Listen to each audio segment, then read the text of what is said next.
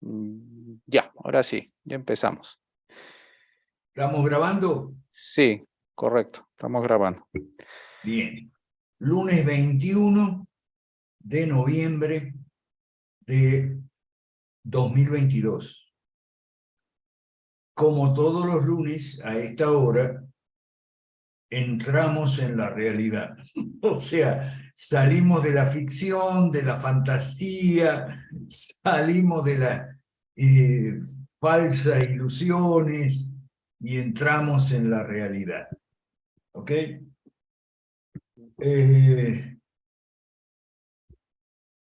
Vamos a estudiar a Hulsmann y a Raico, Ralph Raico y Jorge Guido Hulsmann,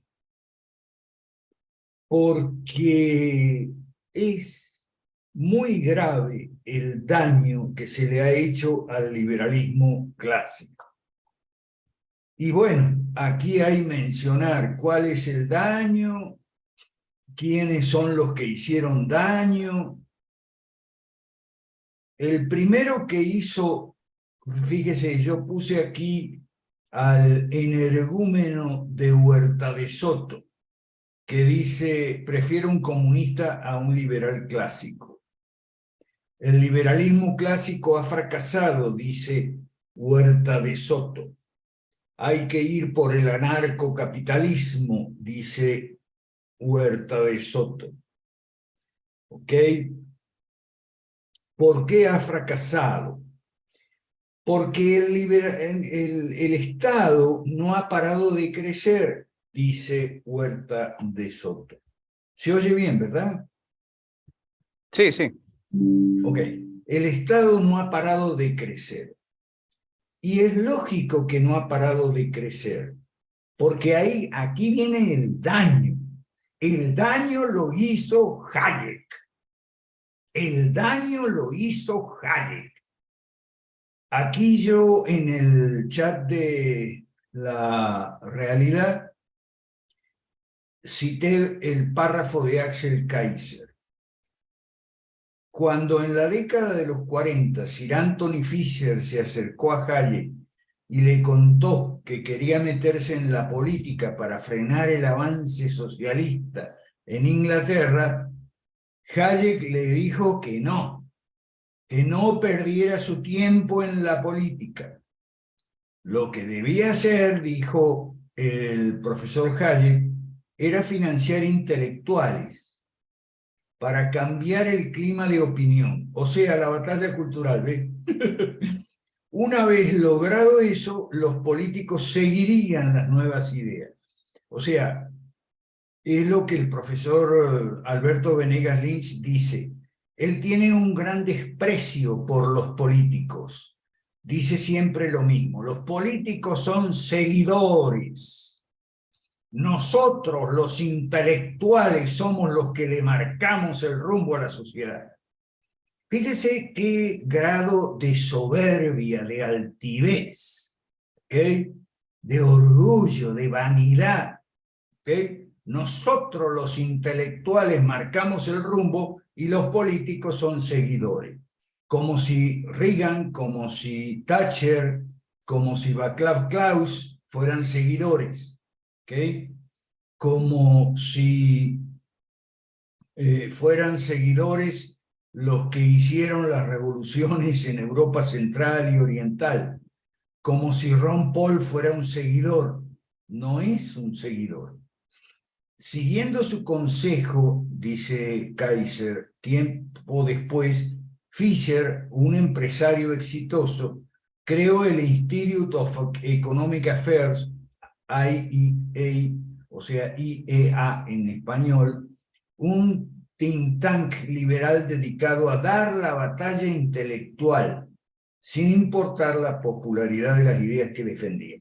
O sea, ¿cómo no va a parar de crecer el Estado si los liberales se encerraron en unas torres de marfil, los think tanques, muchos tanques de pensamiento, digo yo, mucho tanque, poco pensamiento, para aislarse y se aislaron de la realidad? cuando el liberalismo clásico, por eso vamos a hablar qué es el liberalismo clásico. El liberalismo clásico no es una ciencia, ¿ok?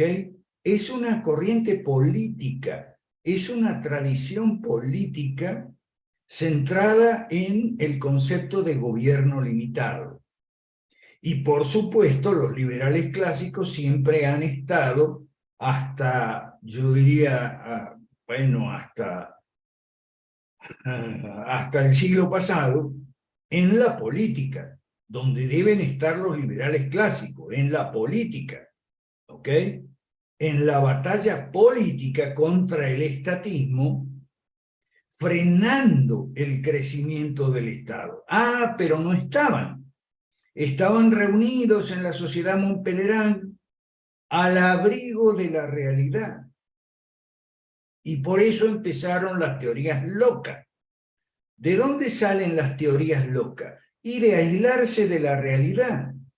Porque cuando vos estás en la política, estás en la realidad. Claro, estás con gente equivocada, con gente socialista, con paracaidistas, con arribistas, trepadores, ladrones, etcétera, etcétera. Pero bueno, esa es la realidad, lamentablemente. Y cuando estás en la realidad, el choque constante contra la realidad, el roce con la realidad, te obliga a refinar, a perfeccionar tus teorías, a actualizar tus teorías e irlas acomodando de acuerdo al fin y al objetivo, que siempre es el mismo, gobierno limitado, acomodándolo a la coyuntura, a la estructura, ¿ok? Pero eso no fue lo que hicieron. Se encerraron en la Montpellier, se encerraron en los tanques de pensamiento, se encerraron en el Instituto de Económica Federal. Y si a eso le agregamos que los cristianos también se encerraron dentro de su iglesia, tenemos la explicación completa de por qué el Estado no ha parado de crecer. ¿Okay? Entonces, lamentablemente, le hizo mucho daño el señor Hayek a el liberalismo clásico y le dejó libre el terreno político a la izquierda, para que la izquierda siguiera su plan de 1848 y no tuviera en la política gente liberal clásica o gente cristiana que le parara el trote, ¿okay? Que le frenara, que le detuviera, incluso que le revirtiera. No, no había. Entonces, obvio que el Estado no ha parado de crecer. Pero además de eso, surgieron teorías locas, especialmente el segundo gran daño, el anarcocapitalismo del señor Rothbard, que lejos de corregir el daño que hizo Hayek, lo agravó. Le agregó otro daño, le dio un pretexto supuestamente teórico a los antipolíticos para que siguieran encerrados en los tanques de pensamiento. Lamentablemente, Hayek no se retractó. Hubiera sido deseable que se retractara en 1979, cuando Margaret Thatcher, que no siguió su consejo, se metió en el Partido Conservador, hizo campaña para diputada, salió diputada, bregó por la jefatura del Partido Conservador en la oposición y la consiguió, hizo una excelente oposición a los gobiernos laboristas, acaudilló al Partido Conservador y lo llevó a la victoria en 1979. Ahí es cuando Hayek debió haber dicho, bueno, tenía razón la señora Thatcher, yo me equivoqué cuando dije de no meterse en la política, yo me equivoqué. Pero Hayek no dijo eso. Se limitó a felicitar a Thatcher, ¿ok? Y a congratular a Thatcher y a decirle muchas gracias por el regalo de cumpleaños, porque el día de la victoria de Thatcher coincidió en esos días con el cumpleaños de Hayek. Esto nos enseña mucho, nos enseña de paso que no hay que hacer ídolo de Hayek ni de nadie, hay que hacer ídolo, ¿ok? Que incluso los genios como Hayek era un genio, pero que los genios pueden meter la pata. Casi digo, podemos meter la pata, pero no lo voy a decir, ¿ok? Hasta el genio más genial puede meter la pata. Y el problema es que cuando un genio mete la pata, sus seguidores, que normalmente no son tan genios, no son capaces de corregirle, ¿ok? Una vez metida la pata de Hayek, que no corrigió, vino Rothbard. Rothbard era un tarado, porque solo a un tarado se le puede ocurrir el asunto del anarquismo. El anarquismo siempre fue una corriente de izquierda. Nosotros enseñamos que derecha es orden, justicia y libertad. Izquierda es desorden, injusticia y opresión. El anarquismo promueve el caos de una manera bastante más directa que el marxismo, ¿ok? Por eso los marxistas se sacaron de encima ya en la primera internacional a los anarquistas, ¿ok? Y entonces el tarado de Rothbard les dio un pretexto teórico, el anarcocapitalismo. Como anarcocapitalismo es un oxímoron, es una contradicción. El capitalismo requiere de gobierno, limitado, pero gobierno, ¿ok? Para garantizar las libertades económicas, las libertades políticas, de expresión, etcétera, para garantizar también la propiedad privada, los mercados libres, etcétera. El anarquismo es una locura. Si usted tiene alguna duda, yo le recomiendo que vea a un autor anarquista. Aquí voy a hacer una digresión sobre David Graeber.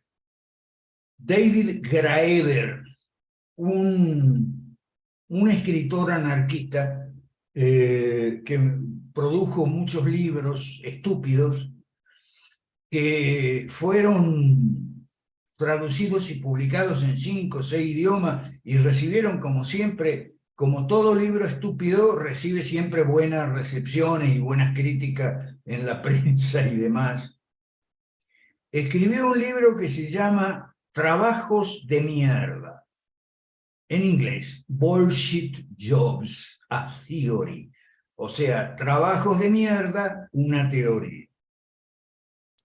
Vea, por favor, si quiere, váyase a Wikipedia, que hay un resumen del libro de este anarquista David Graeber que se llama Trabajos de mierda. Es un libro de lo más idiota. Él encasilla o clasifica 5 tipos de trabajo que él dice que son de mierda. Y esos 5 tipos de trabajo, él dice que son improductivos, que no le hacen bien a la persona que los desempeña, y mucho menos a la sociedad, que habría que eliminarlos. Si usted no me cree a mí, hace muy bien, no crea lo que yo digo solo porque yo digo. Vea lo que es este señor David Graeber, ¿ok? En trabajos de mierda. Dice, por ejemplo, que las secretarias es un trabajo de mierda, hay que eliminarlo. Las recepcionistas. Bueno, pero fíjese que listado arbitrario y totalmente caprichoso él hace de trabajos que él considera de mierda. Uno podría pensar, bueno, son trabajos que a él no le gustaría hacer. Hay mucha gente que se ve obligada a hacer trabajo que no le gusta, pero eso no te lleva, no te habilita para calificarlo como trabajo de mierda. Una secretaria, una recepcionista, un asistente de un ejecutivo, de un presidente, de un vicepresidente, no es un trabajo de mierda. Él dice que clasifica entre los trabajos de mierda al del policía y el soldado. Según él son trabajos de mierda. Los supervisores hacen trabajo de mierda, según él. Nosotros los encuestadores también hacemos un trabajo de mierda, según él. Vea usted mismo y dése cuenta usted mismo, con su propio juicio, con su propio criterio, el tarado este de David Graeber, ¿okay? ¿Cómo clasifica los trabajos de mierda? Dice que los reparadores, los que reparan cosas, son trabajos de mierda. O sea, está loco, es un demente, es una demencia total. Bueno, eso es, ¿qué es esa demencia? Anarquismo. Y el señor Rothbard trajo el anarquismo al campo del liberalismo clásico y nos dio ese engendro, el anarcocapitalismo, según él, ¿ok? Porque el liberalismo clásico había fracasado, dado que el Estado no para de crecer, etcétera, etcétera, y entonces la solución es el anarcocapitalismo. Ahí lo pueden ver, lo pueden estudiar. No soy yo el que se lo dice, ¿ok? Entonces, como digo, el problema de... También puse en el chat de la realidad, ¿okay? La entrada en inglés de Wikipedia sobre el Instituto de Asuntos Económicos, el que fundó Fisher, siguiendo el pésimo consejo de Hayek, ¿okay? Y bueno, dado el lamentable estado de lo que es Inglaterra hoy en día, la política, etcétera, claro, como los liberales clásicos no estaban en la política se transformó en politiquería y la democracia en demagogia, como lo hemos visto, pero eso es por culpa de la ausencia tanto de liberales clásicos como de cristianos preparados en la arena política. ¿Okay? Hoy en día, puse yo, Inglaterra se ha hecho un país casi bananero, de tumbo en tumbo. Ahí andan las marchas en Londres para que Inglaterra vuelva a la Unión Europea. Difícil es creer que el instituto fundado por Fisher sea el grupo de expertos más influyente en la historia británica moderna. ¿Ok? Y entonces, bueno, sale el idiota de Huerta de Soto a decir que ha fracasado el liberalismo clásico. ¿Ok? Bien. Vamos a empezar con... otra cosa. Me han visto en Twitter y Facebook, es lo que yo manejo y es lo que yo estoy. He seguido atentamente la quiebra de la empresa del jovencito de las criptomonedas y todas las caídas de las criptomonedas, no solo Bitcoin, también Ethereum, otras criptomonedas que se han caído. Mucha gente ha perdido plata. Es que ese es el otro problema. Tenemos gente que cree ciegamente en fantasías. Y cuando uno les dice, no, eso es una fantasía, la realidad es otra, entonces se molestan con uno, se molestan con, como señala mi tocayo ahí Juan Alberto, se molestan con uno. Bueno, ahí tienen lo que pasa hoy.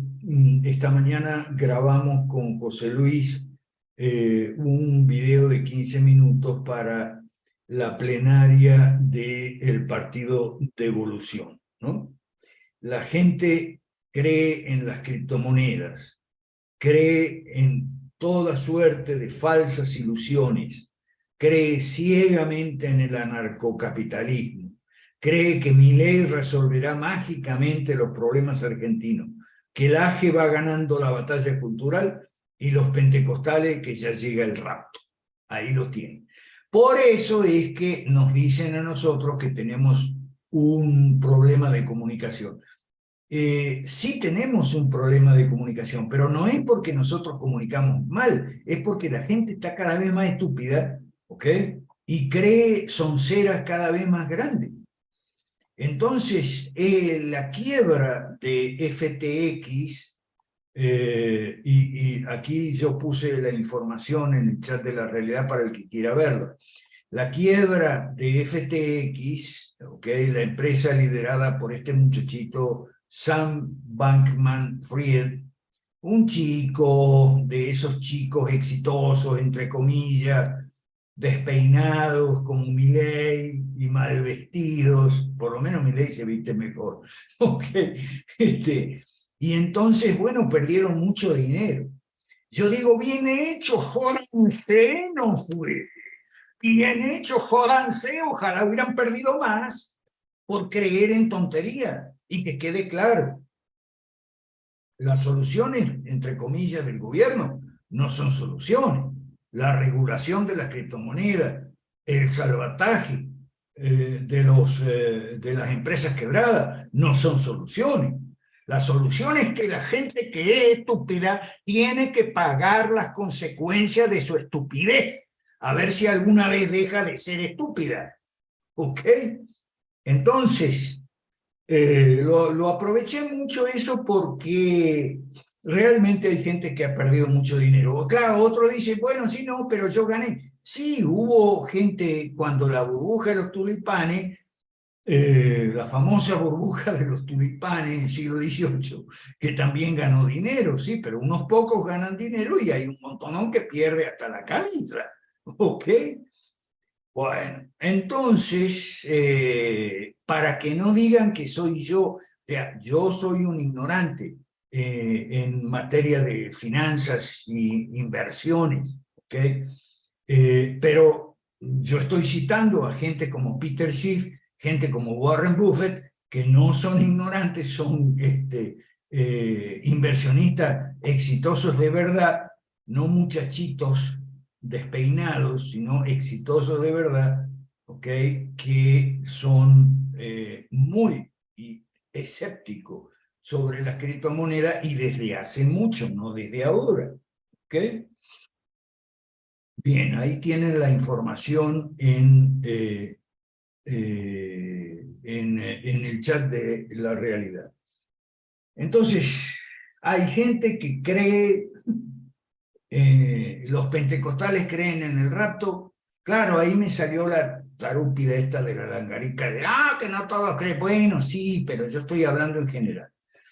¿Ok? Creen en el rapto, los de la batalla cultural creen que el AGE va ganando, los de Milei creen que Milei va a arreglar todos los problemas, y por supuesto creen en el anarcocapitalismo.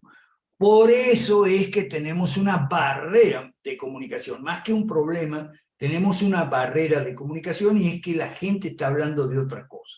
Sin contar, me refiero a gente de clase media de redes sociales, sin contar los que hablan de fútbol, los que hablan de mujeres o mujeres que hablan de hombres, ¿okay? O gente que habla de ropa, de moda, de comida, de cerveza, de lugares para veranear, de sitios para ir a comer, o de películas o de canciones.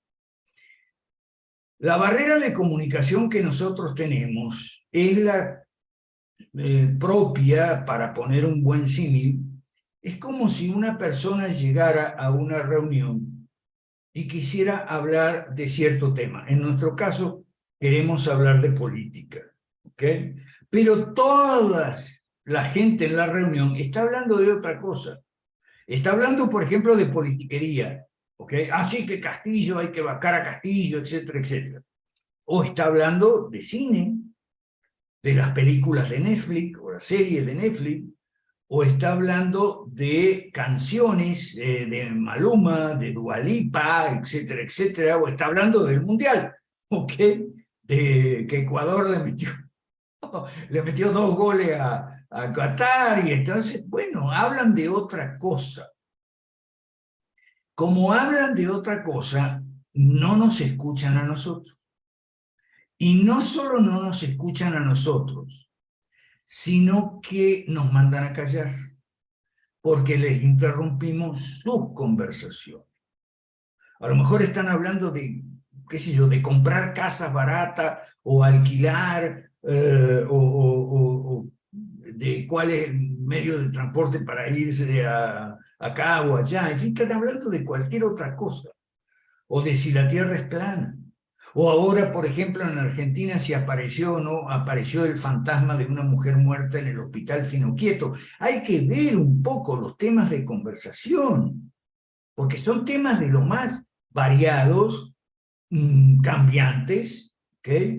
Y muy diversos al que nosotros queremos hablar. Entonces, no solamente no nos escuchan, sino que nos mandan a callar. Y si no los callamos, nos mandan a quitar. ¿Ok? Entonces, esa es la barrera de comunicación. Digo esto que quede bien claro para que no vengan los expertos en comunicación a decirnos, ustedes comunican mal. No, no es que comunicamos mal, es que la gente está hablando y prestando atención a otros temas, cualquiera. ¿Ok? Ahora viene la Navidad. ¿Ok?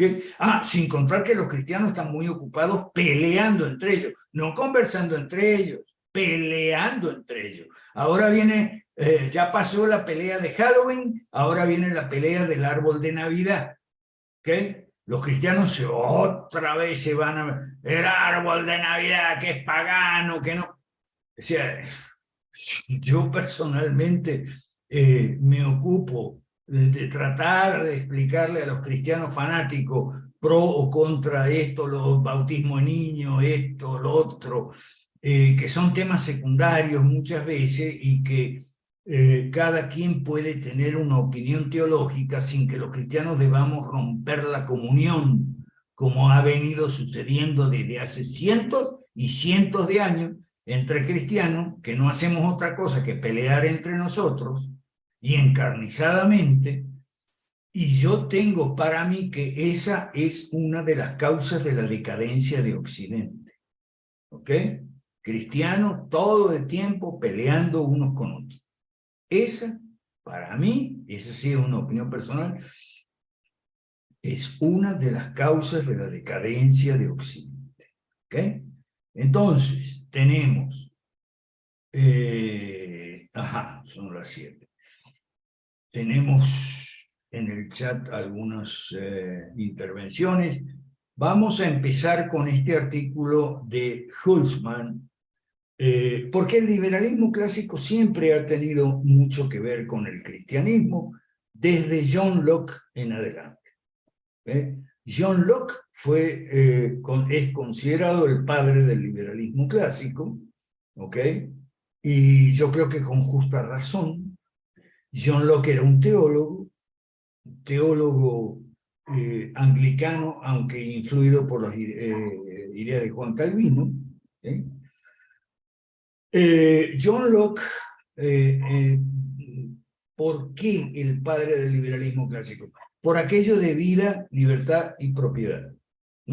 Adam Smith es el padre del liberalismo económico, un siglo después. Pero el padre del liberalismo clásico es John Locke. ¿Y por qué? Y por lo de vida, libertad y propiedad, la tríada lockeana. Ahora, eso tiene una actualidad enorme, porque resulta que para proteger la vida, libertad y propiedad es que se constituye el Estado, según Locke. ¿Okay? Para proteger, y eso tiene que ver con las 3 funciones del Estado, con las 3 únicas y solas funciones del Estado, que son seguridad, justicia, infraestructura. La seguridad es para proteger la vida. La justicia, o sea, los tribunales, los jueces, las cortes, es también para proteger la vida, pero para proteger la libertad y especialmente las libertades económicas que generan prosperidad. Si no hay libertades económicas, no hay prosperidad y para eso tiene que haber tribunales dedicados a proteger las libertades económicas. Y en tercer lugar, la infraestructura. Es lo que falta. ¿No ve que cada vez que llueve hay una inundación? Y cada vez que no llueve, o sea, hay una sequía y se arruina una cosecha. Eso es por falta de embalses, que son una típica obra de infraestructura que ya hacían los egipcios en el Nilo. ¿Ok? Bueno, o sea, las cosas no son antiguas.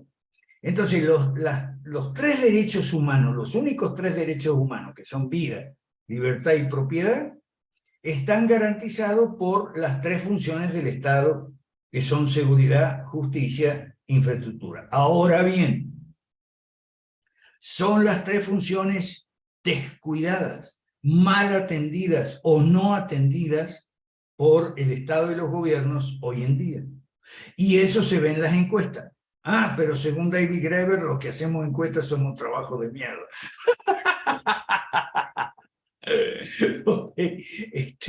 Se ven las encuestas. Cuando usted pregunta en las encuestas, a ver, ¿cuáles son los problemas más graves del país y que le afectan a usted personalmente? Bueno, siempre el problema número uno es la inseguridad. El problema número dos es la penuria económica, carestía, inflación, sueldos bajos, que hay desempleo, que no se consigue, que no hay ventas, que las empresas no pueden, que los negocios no pueden concretarse en empresas y las empresas no pueden crecer. Ese es el problema número dos. Y el problema número tres es falta de obras públicas, de infraestructura física. Entonces, los tres derechos humanos, según Locke, únicos derechos humanos. Lo demás hay que ganárselo con su trabajo. La vivienda no es un derecho humano, el automóvil tampoco, ni la bicicleta. ¿Ok? O sea, no, la comida no es un derecho humano, ni el agua, ni nada de eso, no. Ellos dicen, claro, ellos dicen derechos de segunda generación son los sociales y económicos, dice las Naciones Unidas, y de tercera generación son los de los LGBTIQ+, según las Naciones Unidas. Bueno, según Locke, son tres nada más. La vida, la libertad y la propiedad. Y están estrechamente relacionados, cada uno de ellos, con las tres únicas y solas funciones del Estado, que a su vez están estrechamente relacionados con los problemas más graves, número uno, número dos y número tres, que aparecen en las encuestas, que afectan negativamente a las personas y que son las funciones propias del Estado que están totalmente descuidadas, desatendidas o mal atendidas o insuficientemente atendidas o pobremente atendidas, como usted quiera. La gente conversa de otra cosa, especialmente la clase media, y creen que Milei va a resolver todos los problemas argentinos. Ya está, Milei, El Salvador, el Mesías. Y los otros los va a resolver Laje, que ya está ganando la batalla cultural. Laje está haciendo un daño muy grande. Y porque Laje no está en la realidad, no me refiero a que no está aquí los lunes, ¿ok? No está en la realidad. Y él nos habla como si nos habla de lo anormal, digamos, de LGBTIQ+, pero nos habla de lo anormal como si fuera mayoritario, una conducta mayoritaria, y eso no es así, ¿ok? Laje transmite la impresión de que todas las mujeres quieren abortar, o de que todos los varones somos homosexuales, o todas las mujeres son lesbianas, o que todo el mundo se quiere hacer una operación trans. No es así. ¿Okay? No es así. En Occidente, de momento, al menos de momento, por ahora, gracias a Dios, la mayoría de la gente somos normal. Laje nos habla de lo anormal y de que quieren imponer la agenda. Bueno, sí, porque están en el poder, pues. ¿Ok? Laje también nos habla como si fuera prioridad. Y eso no es así.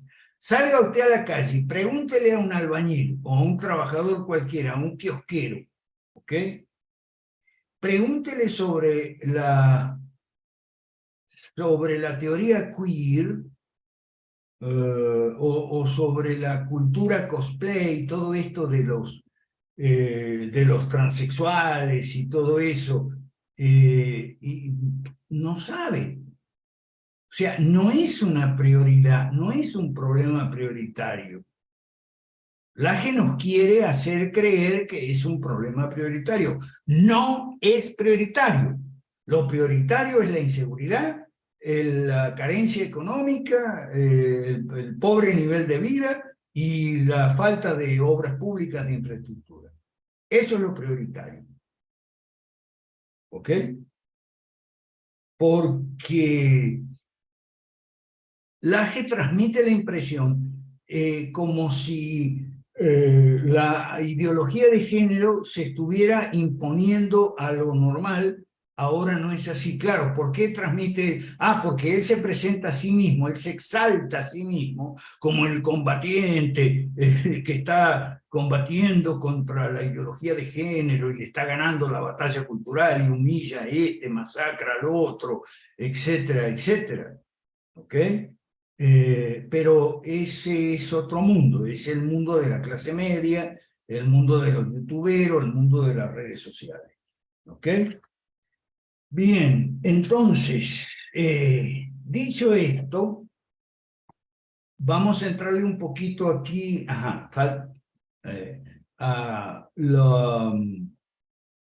vamos a entrarle un poquito aquí al artículo o otro tipo de liberalismo.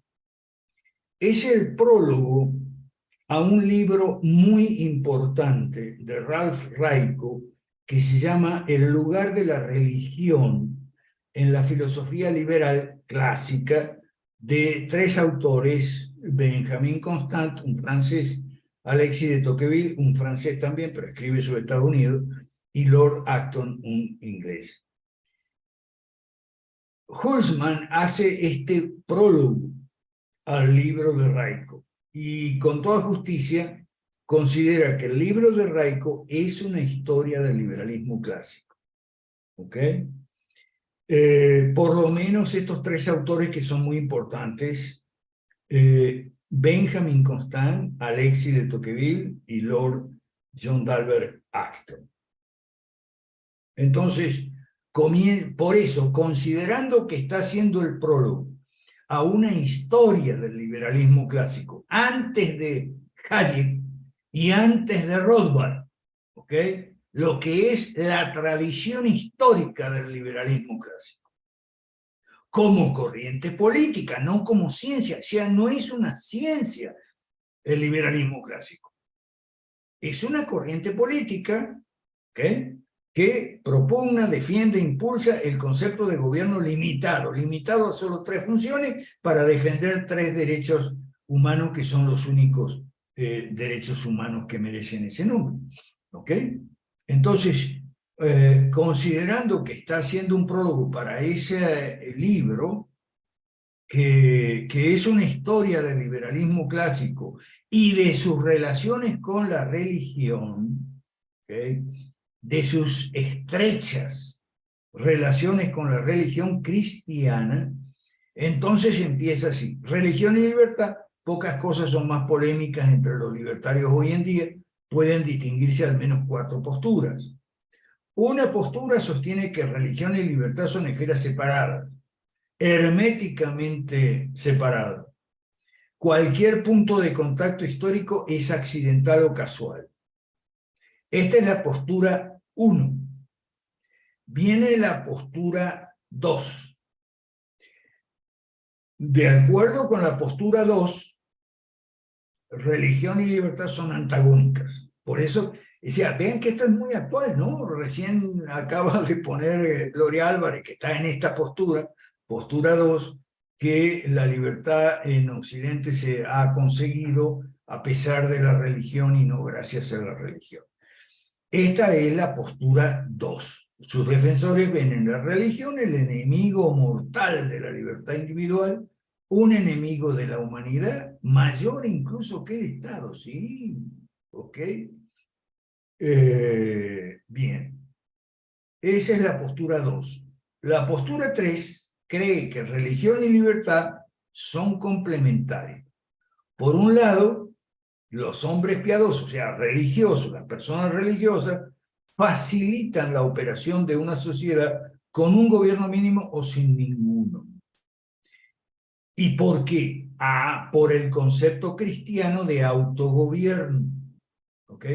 Yo le pasé a tu hermano, a ver si lo encuentro aquí, a tu hermano Max, Juan Alberto, le pasé el lema de, a ver, el lema del Partido Liberal de Corrientes, que es un partido histórico en Argentina. Corrientes es una provincia del noreste argentino, ¿ok?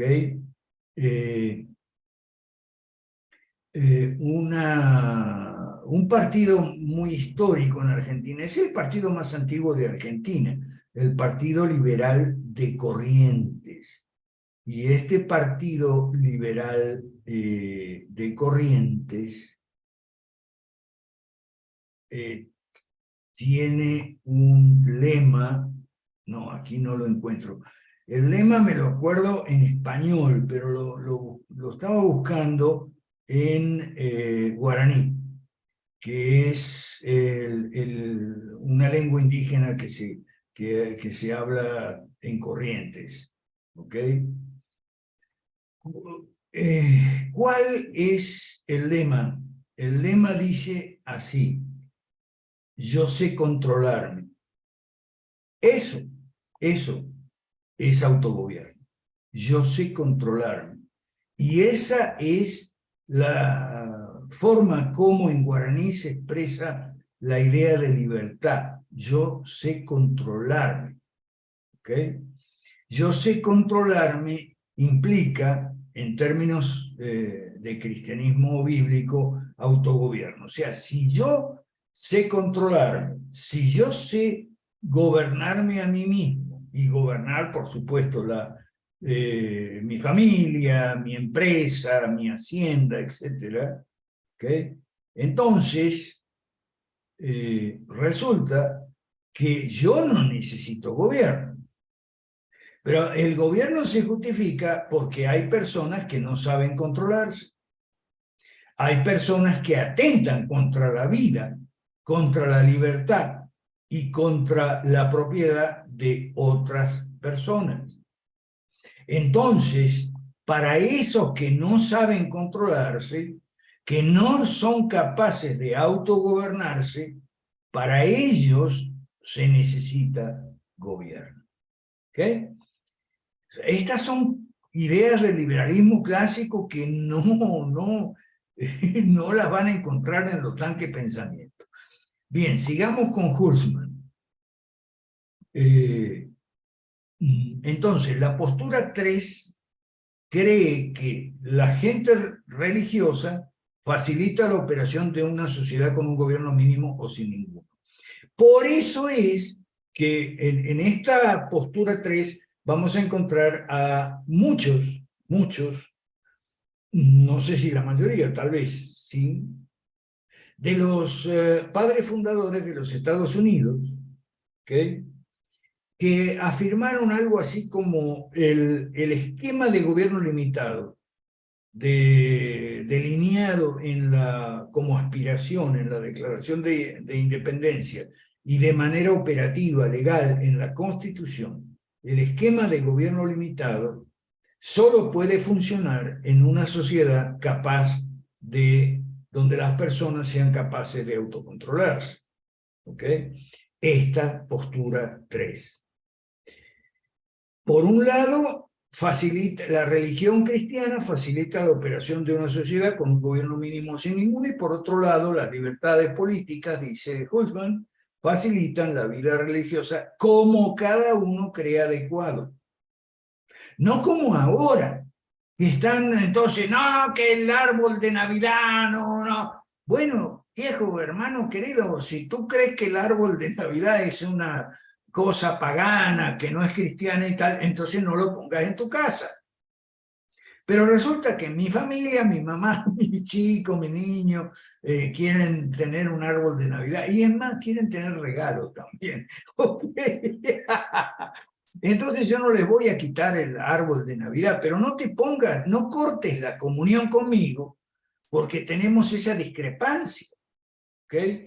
Por eso entonces yo puse el triángulo teológico, se llama triángulo porque viene de triaje, en francés triage, es porque lo inventó alguien que veía en la sala de emergencia de un hospital una clasificación tripartita entre los casos más graves que había que atender de inmediato, en una segunda categoría los que no eran tan graves, y en una tercera categoría los que podían esperar, o tal vez irse a su casa con un calmante y volver al día siguiente, si había mucho trabajo en la sala de emergencia de un hospital, o creo que era un hospital militar en la guerra mundial, ¿no?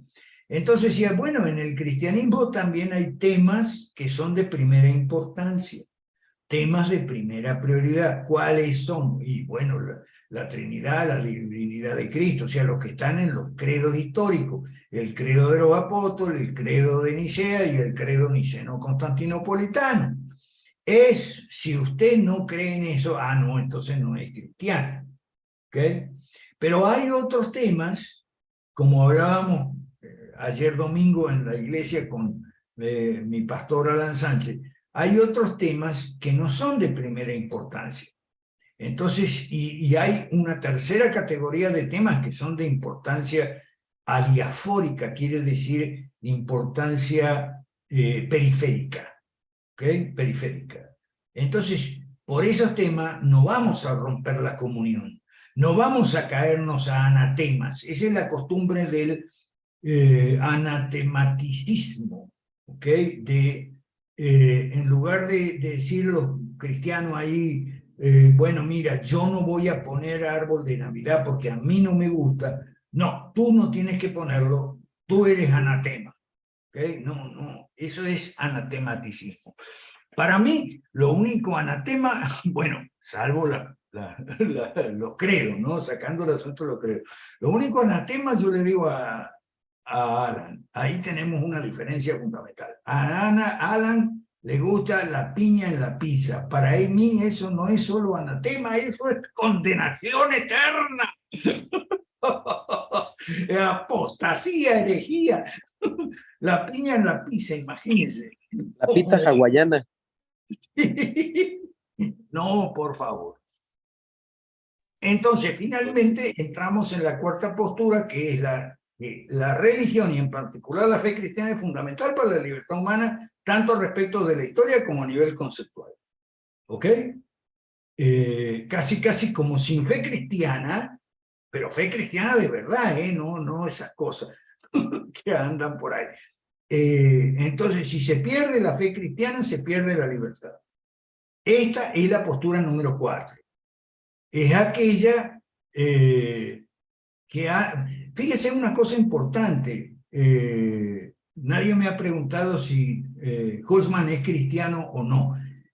Como tantos otros, incluyendo el que habla, Husman se hizo cristiano revisando lo que la Biblia decía de política y de gobierno limitado, y bueno, pero si la Biblia habla de gobierno, o sea, defiende, establece el gobierno limitado, eso es de una sabiduría y justicia fuera de este mundo. Por lo tanto, si la religión cristiana, o sea, la Biblia me está diciendo la verdad en este tema, que yo conozco, que es un tema que yo puedo, que cualquiera puede, no solo yo, cualquiera puede palpar, tocar y ver, entonces sobre cosas que uno no puede palpar, tocar y ver, no tengo razones para dudar de las afirmaciones bíblicas. Esa es más o menos la postura. Eso está en Deuteronomio 4 del 5 al 8. Véalo usted porque está ahí. ¿Okay? Es el evangelismo según la ley. ¿Okay? No lo ha inventado Husman, ni Raikon ni yo. Eso está en Deuteronomio 4 del 5 al 8. Véalo. Entonces, dice Hultman, en nuestra cultura altamente secularizada, la tercera postura se ha considerado atrevida y la cuarta insolente. Aún así, hoy creo que son ambas ciertas y que la tercera es un tratamiento superficial del asunto. Sin embargo, era el de muchos padres fundadores en el Congreso de Filadelfia, en Estados Unidos. Mientras que la cuarta va a la raíz del asunto. Durante un tiempo intervencionista pagano, aquí viene su testimonio personal de conversión, vi por primera vez las verdades de la teoría política libertaria y acabé dándome cuenta de que la luz de esas verdades no era sino el reflejo de la enorme luz eterna que irradia de Dios a través de su Hijo y el Espíritu Santo. La culminación de esto, se está hablando de su propia conversión al cristianismo, ha sido un proceso lento y no puedo decir ahora cuándo y dónde terminará. ¿Ok? Bueno, en mi caso terminó en la iglesia anglicana. Pero puedo identificar al escritor que hizo que empezara a rodar esta piedra en mi interior. ¿Quién fue ese escritor? Ralph Raico. ¿Ok? Bueno, terminamos aquí mi parte. Vamos ahora al chat.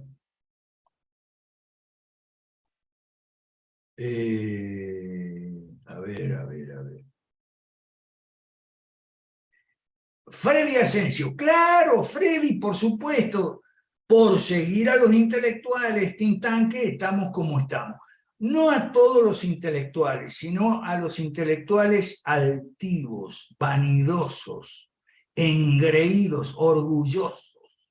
Ese tipo de intelectuales, que creen que marcan el rumbo y tal. No todos los intelectuales son así, pero lamentablemente el vicio profesional del intelectual es la soberbia, ¿ok? Y la soberbia, para los cristianos, es el pecado más grave de todos, el de Satanás y el de Adán y Eva, la soberbia, ¿ok? Pero claro, estamos en una época donde a la soberbia se le llama autoestima y se la estimula. Dale, que tenés baja autoestima, levanta tu autoestima, o sea, levanta tu soberbia todavía más, ¿ok? Ojo, la soberbia es una tendencia natural de la naturaleza humana, ¿ok? Todos la tenemos, todos queremos destacarnos, sobresalir, etcétera, y nos parece que tenemos la razón y todos los demás están equivocados, etcétera, bueno, pero eso hay que corregirlo, hay que controlarlo. Gracias Manuel Figueroa puso el libro de David Graeber. Miren el libro de David Graeber, miren los videos, hay un montón de videos sobre David Graeber, el trabajo de mierda, bueno, para que vean lo que es el anarquismo, es una locura. Alejandro Morales, como dice Kant, si la verdad los mata, déjalo morir. Bueno, yo personalmente no soy muy kantiano. Thatcher dijo que gracias al instituto había logrado sus éxitos, dice Chapa. Escribió que Fisher había creado el clima de opinión que había hecho nuestra victoria posible. ¿Ok? Yo creo que no, y por una razón. ¿Ok? Y la razón es la siguiente. Si tú estás en la política como Thatcher, entonces tú tienes la obligación de mercadear hábilmente el producto que llamamos gobierno limitado. Es decir, tienes la obligación de ponerlo en un proyecto, lo que hemos hecho nosotros. El proyecto Psicorre para América Latina. ¿Ok? En cambio, si tú estás metido en un tanque de pensamiento fuera de la política, te eximes de esa obligación. Y sigues entonces en discusión. Vean cómo están las discusiones en el Juan de Mariana, muy enrevesadas. Hay un clima, hay un microclima, hay un mundillo de querellas entre unos y otros, bastante estúpidas, choques de ego, fíjese ahora que la editorial Innisfree le ha publicado un libro a Ancio Basto y Ancio Basto dice que ese libro está sin permiso, que entonces se peleó con la editorial Innisfree. O sea, son unas peleas terribles y a Calzada le dicen de todo. Eso lo conversamos con Chapas, ¿okay? Está este señor Javier Díaz, Díaz Villanueva, no sé, lo confundí con el otro Javier Díaz. No, este señor Fernando Díaz Villanueva, okay, le entra con todo a Calzada y a sus parientes y que también han hecho desastre en la Marroquín, en fin. ¿Y todo eso por qué? Y porque no están en la política. La política les obligaría a corregirse, ¿ok? A corregir los egos, a corregir las ideas abstractas, las teorías locas disparatadas como el anarquismo. Decía, tú no vas a ir a Puno a hablar de Rothbard y el anarcocapitalismo. Entonces, bueno, si estás en la política, estás obligado a conectar con la gente y para eso te tienes que conectar en un terreno que se llama sentido común. ¿Okay? Entonces, evita la huida del sentido común, que es lo que le pasa a toda esta gente de los tanques de pensamiento. ¿Ok?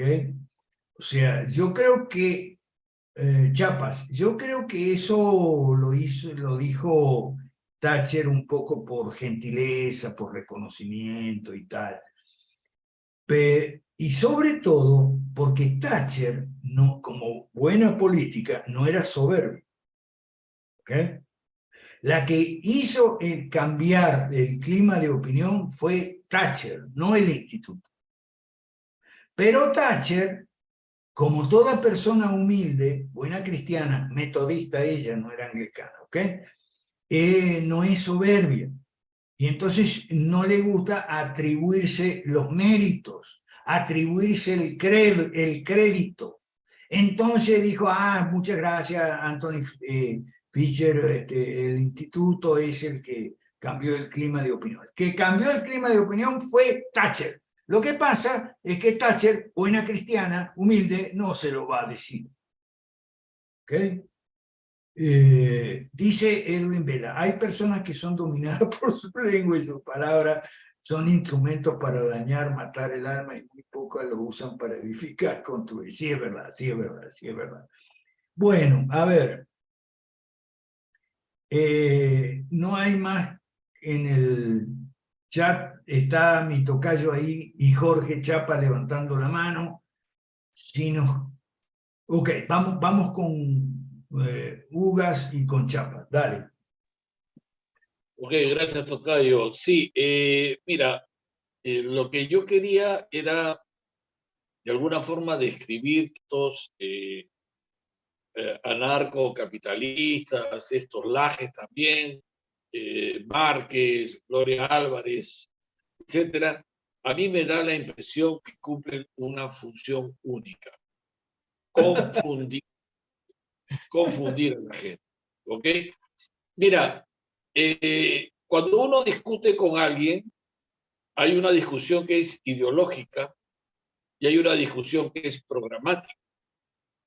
En la ideológica yo discrepo con otras opiniones, pero en la programática yo puedo estar de acuerdo. Eso lo sabemos nosotros. Por eso es que hay mucha gente que te dice, mira, el AGE ha dicho que hay que cerrar el Banco Central de Reserva, tiene razón, hay que apoyarlo, ¿no? Porque estamos de acuerdo en ese punto programático. Pero llévale a Milei, perdón, la discusión al terreno ideológico. Y entonces ahí vas a discutir lo anarcocapitalista, esa fusión que no funciona o que no funciona, ¿no es cierto? Y porque la discusión debe ser ideológica. Entonces, ¿qué es lo que hacen? Te confunden con lo programático. Y con eso te imponen detrás y escondido algo que nunca tocan, que es lo ideológico. Nunca lo tocan. Yo hasta ahora no he encontrado un video de Milei donde toque la parte ideológica. Y nunca lo tocan y nadie lo debate con él. ¿Ok? Eso es para confundir. Ahora, con respecto al AGE, por ejemplo, yo creo que el AGE sí está en la realidad. Lo que pasa es que su discurso es para que la gente no esté en ella, para confundirlos. Y por eso vende el mismo libro siempre que viene, aunque le cambie la carátula y el título, ¿no? Pero la función del AGE, pisando la realidad, sabe que ese es su negocio. Él sí está en la realidad. Y su realidad es esa, confundir con su discurso a los otros. Esa es la parte que yo quería decir, ¿no? Y para parafrasear a David Grover, el trabajo de los que hacen confusión es un trabajo de mierda.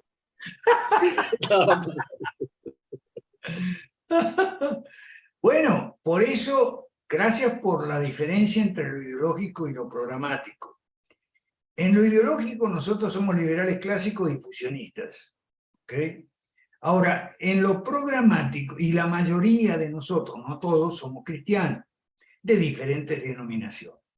El programa de las 5 reformas, en principio, es aceptable, ¿okay?, para cualquier persona, incluso no cristiana y demás, es aceptable. Y por eso hay más o menos, según mis cálculos, probablemente equivocados, un 30% de todos los que andamos en 5R, 30% no son cristianos, son ateos, son agnósticos o son indiferentes. ¿Okay? Pero estamos de acuerdo en que hay que derogar la ley de mala, hay que hacer la psicorreforma y para eso hay que meterse en el Congreso. ¿Okay? En principio, por eso es que nos oponemos con tanta vehemencia, yo por lo menos, a la línea Donald Trump, Jair Bolsonaro, que quieren imponer la religión cristiana, las oraciones y los estudios bíblicos en las escuelas públicas. Nosotros no queremos escuelas, o sea, estatales, no queremos escuelas estatales. Queremos que todas las escuelas sean privadas. Entonces, en las escuelas privadas que sean cristianas, habrá oración, estudios bíblicos y la teología de la denominación que apoye esa escuela, sea cualquiera. ¿Okay? Insistimos siempre en ese punto, por esa razón, para que la gente no se confunda. ¿Ok? Gracias, Tocayo. Vamos con Jorge Chapas. Ah, perdón, Jorge, perdón, disculpa. Pero hay un tipo que es el peor de todos, de los influencers youtuberos. Es Miklos Lucas. Ese es el peor de todos. ¿Por qué se hace todo un cuco, un petate del muerto, como dicen en Guatemala, con el transhumanismo? Como si el transhumanismo fuera el gran peligro. ¿Y qué es el transhumanismo? Una loquetera, como la loquetera de Greber de los trabajos de mierda. Una loquetera, un tipo que se llama Harbison, que se puso una antena en la cabeza, se hizo un agujero en la cabeza y se puso una antena ahí, el tarado, para escuchar los colores. Eso es el transhumanismo. Pero el señor Miklos Lucas te hace todo un cuco, una cosa horrible, espantosa. Por Dios, por favor. Eso no más. Gracias. Eso Dale, es esquizofrenia, Tocayo, eso es esquizofrenia. No transhumanismo, es esquizofrenia. Sí. Dale. Chapas. Gracias, saludos amigos, saludos profe. Sí, yo he estado, bueno, le puse ese texto de Margaret Thatcher porque pues me llama la atención, ¿no? Yo he estado, digamos, siempre en esa frontera en la que pues estoy tanto en la parte académica y aquí seguramente alguien como José Luis Tapia también nos podrá dar su opinión y a la vez estamos haciendo política, ¿no? Recuerdo haber escuchado de usted algún día que ambas actividades, ambos roles se complementan uno con el otro. No es que los think tanks dejen de existir propiamente, ¿no? O sea, quisiera que eso se aclarara o lo aclaráramos, porque no es que los think tanks dejen de existir, es que no impidan o apoyen en cualquier caso a los que estamos dispuestos a bregar en la política y a llevar esas ideas a la práctica o a la arena política. Y no tanto como que dejen de existir, porque de alguna manera sí creo que el Institute for Economic Affairs en algo contribuyó a crear ese clima de opinión. Y eso, bueno, eventualmente no solo lo hacen los think tanks, lo hacen pues los medios de comunicación en general, los que se dedican a la difusión de alguna idea, de alguna corriente de pensamiento, ¿no, profe? Entonces, creo que también en nuestros países, para lograr aplicar en nuestro proyecto, también necesitamos de esos actores, pero que a su vez no impidan y eventualmente apoyen nuestra participación política. Y eso es lo que no ocurre del lado de muchos think tanks en nuestros países. No sé qué piensa al respecto. Bueno, estimadísimo, si fueran complementarios, ellos tendrían que reconocerlo y admitirlo, cosas que no hacen. Porque si fueran complementarios, tendrían que estarnos apoyando con todo. Y no nos apoyan con todo. Al contrario, nos cierran las puertas en las narices. ¿Ok? No nos apoyan ni un cachito siquiera. Nos cierran las puertas en las narices. Y además, ¿pero por qué? Es por la soberbia, Chapas. Es porque sale Alberto Venegas Lynch a decir que los intelectuales, está diciendo lo mismo que Hayek. Es una tremenda soberbia. Que los intelectuales marcamos el rumbo y los políticos son seguidores, secundones, mediocres. Creo, Alberto, que dijiste una vez que el Leadership Institute te parecía el mejor de todos, ¿no? Sí, y me sigue pareciendo, porque por lo menos esos tipos del leadership se ocupan de formar políticos. Oh, eso sí. Pero o, no el Ron Paul Institute ahora, ¿no? El Ron Paul también, porque el Ron Paul, pero es que el Ron Paul no es un tanque de pensamiento. Ajá. El leadership es un tanque de pensamiento que se ocupa de formar políticos y los forma en temas como encuestas, por ejemplo, liderazgo, por ejemplo, dinámicas de pequeños grupos, células y demás. Ese sí vale la pena. En cuanto a Ron Paul, no es un tanque de pensamiento, es un centro de análisis de la política de los Estados Unidos, de crítica al intervencionismo, crítica al warfare, crítica al intervencionismo. Yo no lo calificaría como tanque de pensamiento. Ahora, insisto, el problema es que ellos no lo reconocen como complementario por soberbios que son. Sí, ¿Okay? Sí, en eso coincido, profesor.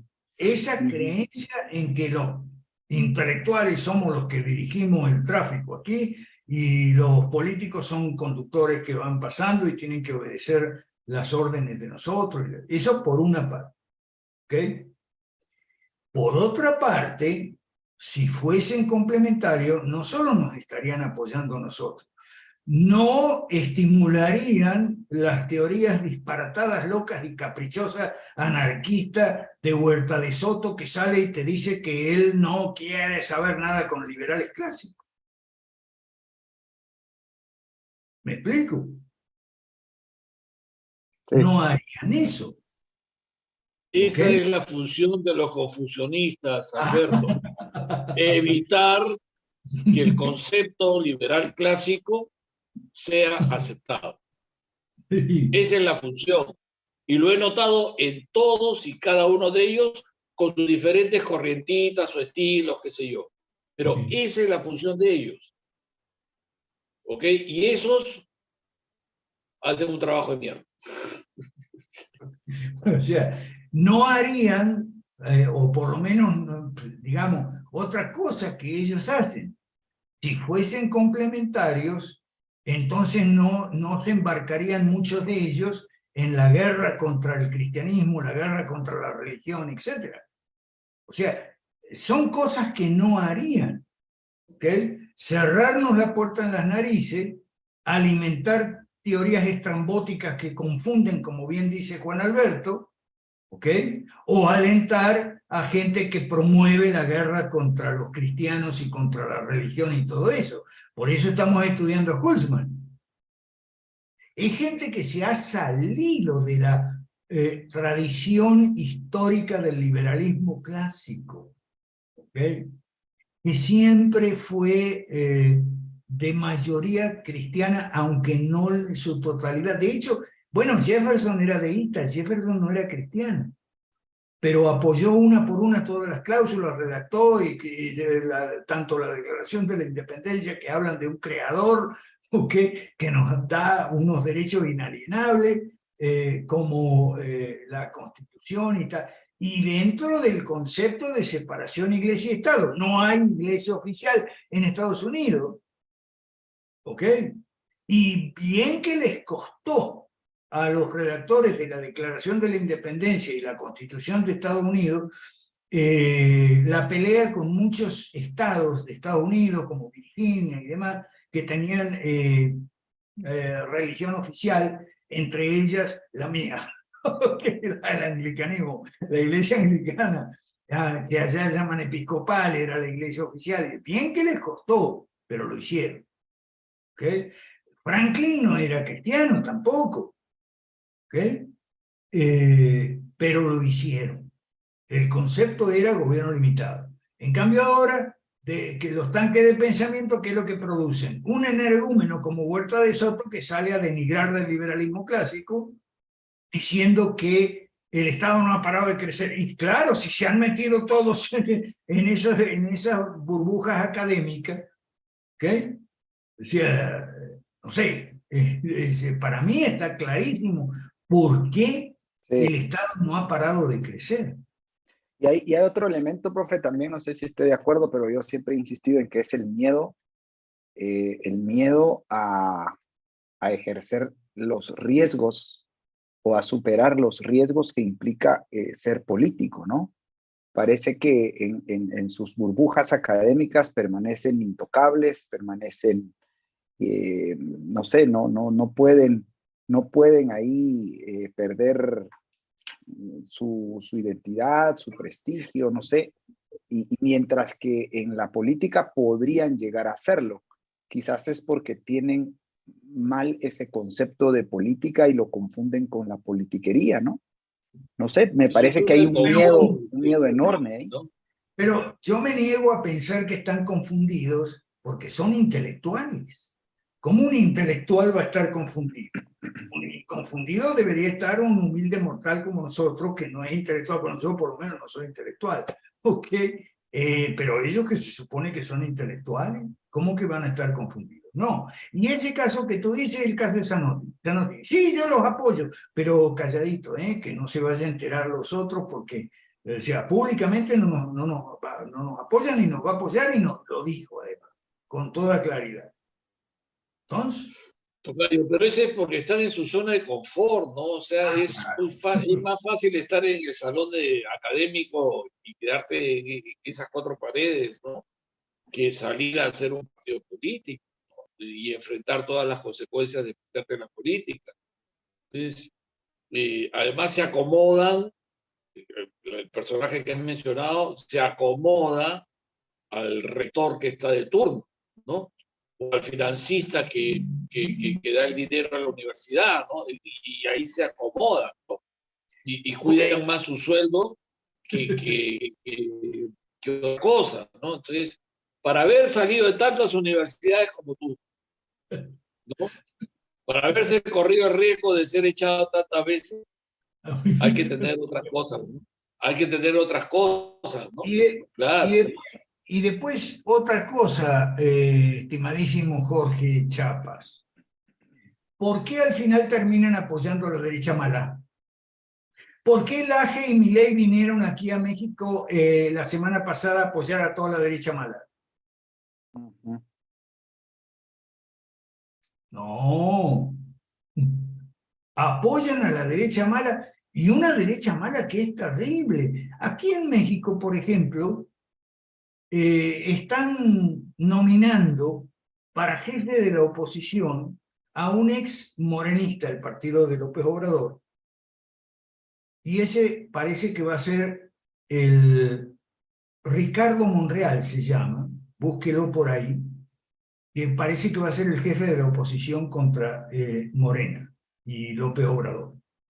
Ahora bien, ese señor es más izquierdista y más estatista que el presidente. Ese señor fue alcalde de una de las subdivisiones que no se llaman alcaldes, se llaman delegados, de nombre Cuauhtémoc. Cuauhtémoc es un lugar dentro de la Ciudad de México. Él allí, cuando fue autoridad, puso una estatua del Che y Fidel.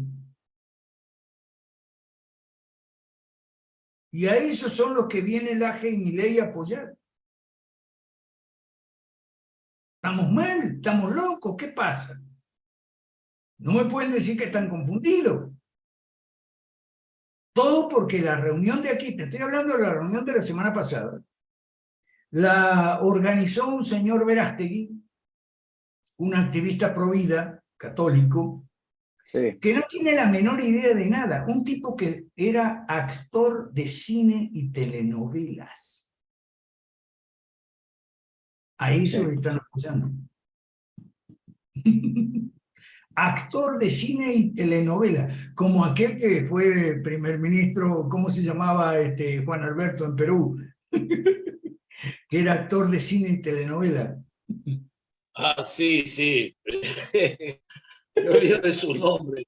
Que Del entró Solar. pateando la puerta del Del Congreso, Solar. ¿no? Sí, sí. Sí, Del sí, Solar. me olvidé de su nombre. Ah, del Es- Solar, del Solar. Bueno, El Solar.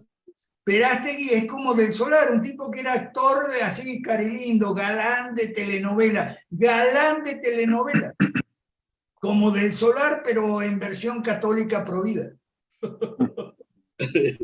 Pero acuérdate, antes eran los que escribían las novelas, los que hablaban de política. Ahora son Ok. los que actúan las novelas de ellos. Sí. No, Verá que algo ha pasado. ¿Ah? Yuri Perales menciona a Reagan. Bueno, Yuri Perales busca en Google un libro que se llama Reagan on His Own Words. Reagan en sus propias palabras. Reagan, a diferencia de Del Solar y Verástegui y otros actores paracaidistas, Reagan estuvo 6 años estudiando la ciencia política, la tradición del liberalismo clásico, cuando, precisamente por ser un actor, por tener buena voz para la radio también, fue contratado por la compañía General Electric para hacer unos programas políticos en defensa de la libertad y los valores de la derecha, las insignias históricas que habían sido del Partido Republicano y que habían sido abandonadas, etc. Entonces Reagan tuvo que estar 6 años grabando esos programas. Yuri Perales. En el libro, Reagan cuenta cómo fue su plan de estudio, su programa de estudio. Es muy distinto a Verástegui, Del Solar y todo ese tipo. Reagan estudió, y estudió mucho, ¿ok? O sea, y las conclusiones de sus estudios, porque Reagan era un tipo muy responsable, ¿ok? En eso era muy calvinista, digamos, ¿no? ¿Okay? Era muy responsable, muy del trabajo, y Reagan hasta ahí ese momento había sido actor. Como actor dicen que mal actor, pero bueno, yo no sé por qué, yo no sé nada de actuación, ¿ok? Había sido actor y había sido sindicalista en el Sindicato de Actores de California y había sido del Partido Demócrata. Pero Reagan experimentó una conversión política, ¿ok? Y fue ahí cuando lo llama la General Electric para los programas de radio. Y en ese libro él cuenta todo lo que fue estudiando, todo lo que fue aprendiendo. Tenía que grabar para salir un programa diario, creo que eran 10 minutos por día. Y él, un hombre muy responsable con su trabajo y tal, no podía hacerlo si previamente no estudiaba. ¿Ok? Porque General Electric le había puesto un asesor, pero los guiones los escribía él. ¿Ok? Porque como los iba a decir él, no le gustaba que otro escribiera el guión que él iba a leer, digamos, en la radio. Entonces, 6 años se la pasó estudiando. Aquí dice que Miriam dice que estudió Derecho en la Universidad Católica del Perú. Sí, el libro está en Amazon, sí. Es un libro buenísimo. ¿Okay? Es el libro, son los apuntes de estudio de Reagan. ¿Okay?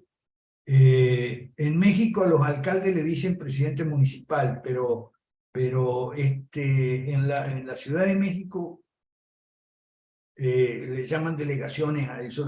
Ahí puso la estatua de Fidel y el Che sentados en un banco en una plaza y tal. Después, claro, se formó un lío porque hubo gente que protestó, y entonces llevaron la estatua a otro lado, pero es un tipo de superizquierda, y es el que va a ser, entre otros, hay varios candidatos a ser. Bueno, entonces, ok, entonces, y si así fuera, y hay otra cosa que hacen los tanques de pensamiento que a mí no me gusta, ¿okay? Que alimentan mucha teoría de conspiración, especialmente contra Rusia y contra China. El otro día me encuentro con una señora de Bolivia que me escribe y tal, porque ella también es de derecha y liberal y tal, y qué sé yo. Bueno, le digo, vamos a conversar, ¿le parece? Sí, cómo no, vamos a conversar. Le digo, bueno, cuando quiera, avíseme, le paso un Meet. No, Meet es de Google, y entonces Google nos espían los chinos, y los chinos nos están escuchando. Ah, ya se me cayó. Mucha teoría de conspiración contra Rusia y contra China. ¿Ok? Por cierto, yo les voy a contar. Chapa está ahí, que Chapa se va. Por Sí, aquí cierto, estoy, profe, aquí estoy. yo miré el programa que le hizo Adrián a Fabián Cruz, que estuvo con nosotros la vez pasada, y está muy bueno, pero se le olvida de explicar una cosa fundamental, que la voy a explicar yo y se la voy a explicar a él, a Adrián, el miércoles cuando nos veamos, porque los miércoles tenemos sesión. El asunto es el siguiente. No está haciendo Adrián, o por lo menos no le está poniendo suficiente énfasis a que en China la gente en promedio vive bien. En China, la gente, sobre todo de clase media y tal, las familias han salido de la hambruna, de la represión, del fusiladero, de todo lo que fue Mao. Mao Zedong estuvo 30 años en China, desde el 49 hasta el 79. Bueno, ya en el 79 estaba muerto, pero me refiero que el maoísmo duró 30 años en China, del 49 al 79, con un saldo de hambre, muerte, sangre, destrucción, una cosa espantosa. En el 79, ok, se tiene que ir Tapia. En el 79 empieza Deng Xiaoping su cruzada en favor del capitalismo.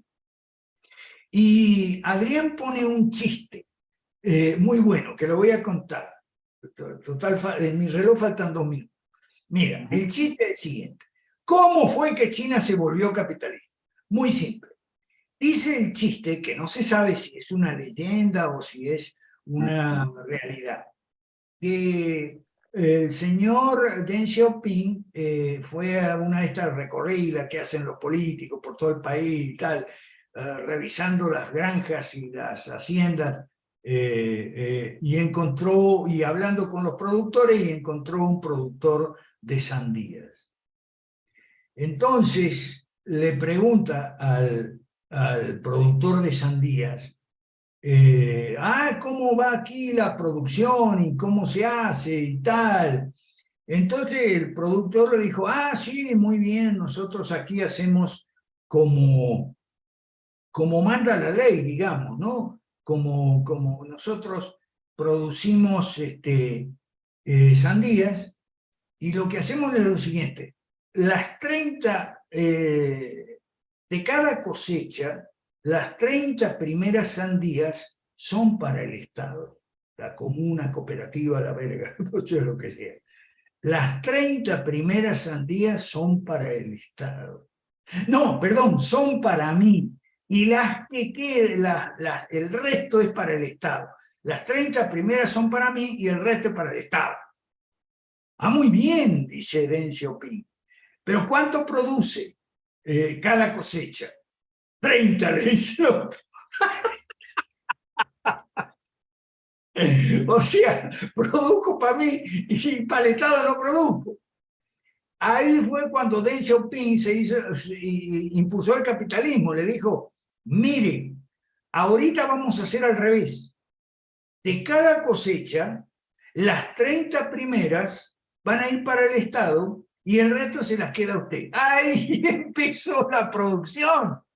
Ahí empezó el capitalismo, y como consecuencia de eso, la gente vive bien, y como consecuencia de que vive bien, no le interesa la política y tiene una especie de indiferencia benevolente hacia el gobierno.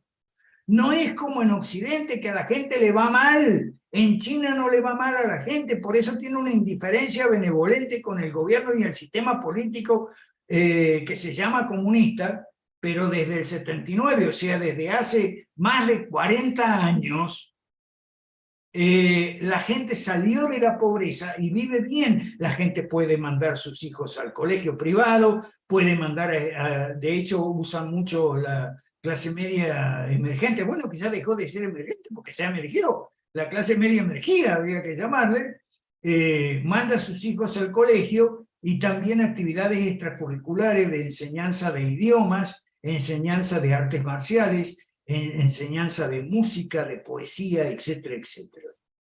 Y los fines de semana van al mall y se divierten en el mall y consumen, compran en el mall los fines de semana, porque los días de semana compran por internet. O sea, es una sociedad de alto consumo masivo. Entonces, viene Fabián y le pregunta, y dice, sí, pero no se puede hacer un partido político que no sea comunista. ¿Y para qué carajo quiere un partido que no sea comunista si con el Partido Comunista le va muy bien? Claro. Y eso es lo que no explica bien Adrián, dice, profe. Sí, no está explicando bien. Ya, sí, bueno, hay que hacérselo ver, ¿no? Por supuesto. Mire, y es posible sumar ahora, pues justamente a partir de este fin de semana, la propaganda occidental anti-Medio Oriente, anti-Qatar y demás, porque me parece que necesitamos tal vez un Adrián Díaz para el Medio Oriente, profe. Es que no, no sé, o sea, hay una cantidad enorme de difusores musulmanes en América Latina. Ahora, lo que yo le voy a pedir a Adrián que lo explique, es que en Occidente la gente vive mal.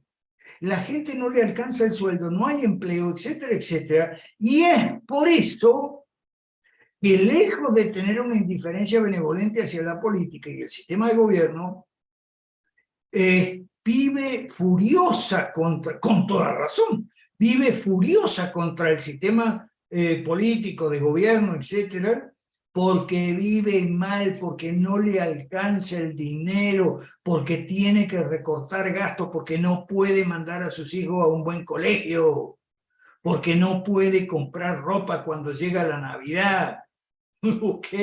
Porque no le alcanza, ¿ok? Entonces, y que no digan que eso es porque uno es pro Partido Comunista, porque yo expliqué, creo que fue el lunes pasado, que estaba el partido Barisan en Malasia y el partido Golkar en Indonesia, que son también partidos de derecha procapitalistas, no son comunismo procapitalistas, son partidos de derecha procapitalistas.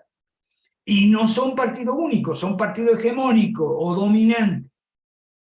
Y son hegemónicos dominantes porque siempre ganan las elecciones, debido a que como a la gente le está yendo bien económicamente, no tiene que protestar contra el gobierno ni intentar hacer un partido nuevo. Así de simple. Entonces no es una cuestión de que el partido sea comunista o no, tampoco es una cuestión de que el partido sea único o sea dominante o sea hegemónico, sino es muy simple, si la gente vive bien o no, si le alcanza el dinero o no.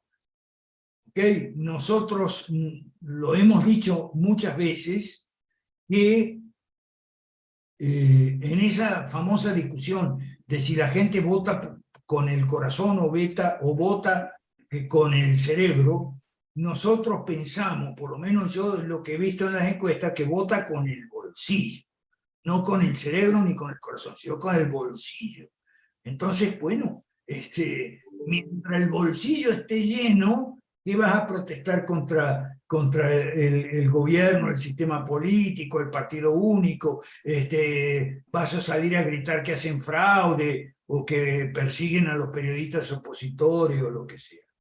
¿Okay? Sí, profe, y eso aplica también para, para el caso de... Por eso me refería yo a los países del Medio Oriente, porque también aplica para las monarquías absolutas, profe, ¿o no? Por supuestísimo. Sí, cuando hay dinero, cuando les va bien a las personas. ¿Ok? Acordate que las monarquías árabes, los emiratos Sí. y los sultanatos y todo este tipo son gobiernos de propiedad privada. ¿Ok? Son gobiernos de propiedad privada. Arabia Saudita, ¿por qué se llama saudita? Saudita porque la familia Saud se hizo con el país, o sea, aprovechando el bochinche que se armó en todo el mundo con la Segunda Guerra Mundial y la posguerra inmediata, ¿okay? La descolonización y tal, la familia Saud, Saud es un apellido, ¿ok? Y se llama Arabia Saudita, que quiere decir Arabia de los Saud. Es como si fuera de decir Guatemala chapista, de Chiapas. Si Chiapas fuera, si la familia Chiapas fuera propietaria de Guatemala, ¿me entendés? Pero lo importante entonces es si a la gente le va bien o no. Eso es todo. Sí, sí, sí. Bueno. Gracias y bueno, nos pasamos. Un abrazo grande, seguimos aprendiendo, seguimos instruyéndonos aquí. Un abrazo. Muchas gracias. Abrazo, Gracias, profe. buenas Buenas noches. noches. Saludos a todos. Abrazo, buenas noches, gracias. Muchas gracias. Gracias, profe. Saludos. Gracias. Hasta luego, gracias. Hasta luego. Buenas noches a todos.